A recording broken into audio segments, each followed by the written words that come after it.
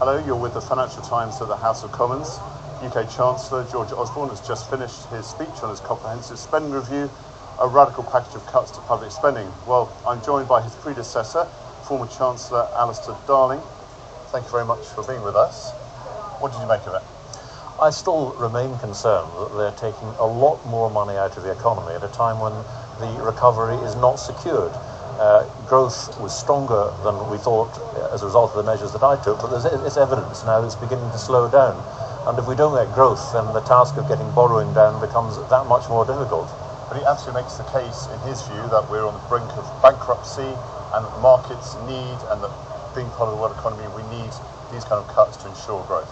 Well, the claims they made that things are worse than they thought simply don't stand scrutiny. The only thing that's changed since the election is the economy is growing slightly more strongly and borrowing is slightly lower than it was. And this country is nowhere near comparable with the likes of Greece or other countries who've got into huge difficulties like that, and they know that. No, what they're doing is they're dressing up their ideology as necessity.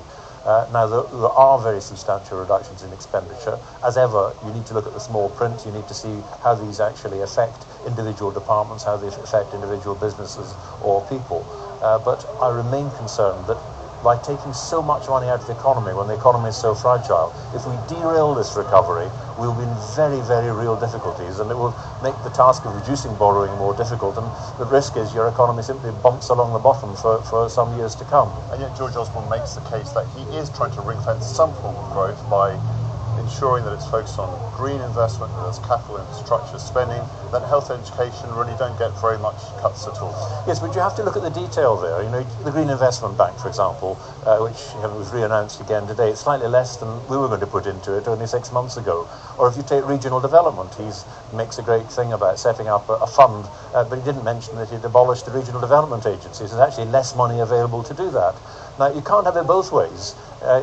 He recognises, I think, the criticism of his June budget was there was no strategy for growth. Well, I didn't see very much this afternoon that showed me that this government does have a strategy for growth, and it's on growth that we depend upon to get the revenues we need to get the borrowing down. But finally, I mean, you recognised, as you did as Chancellor, that some kind of trimming and cuts to spending had to be made. Surely he's doing some things right. I mean, he's preserving the areas of health and education. Welfare spending had to come down. Yes, I don't think the argument has ever been whether or not you reduce borrowing. It's got to come down. It's the rate at which you do it. And certainly there's some of the welfare reforms, some which if you look at the reforms to disability benefits or incapacity benefit, which we'd already set in store, he's right to continue with those. Equally, we were going to increase the state retirement age. That's inevitable given people's longevity. So there are measures there that I think any sensible government would take. But the main criticism I have is by taking all this money out, you run the risk of derailing the recovery, and that will have a big impact, a big risk and jobs, and impair our ability to reduce our borrowing. That is the main judgment that I think that I have huge doubts about. Alistair Darling, thank you very much. Thank you. And for more information on this and other things, please go to www.se.com/CSR.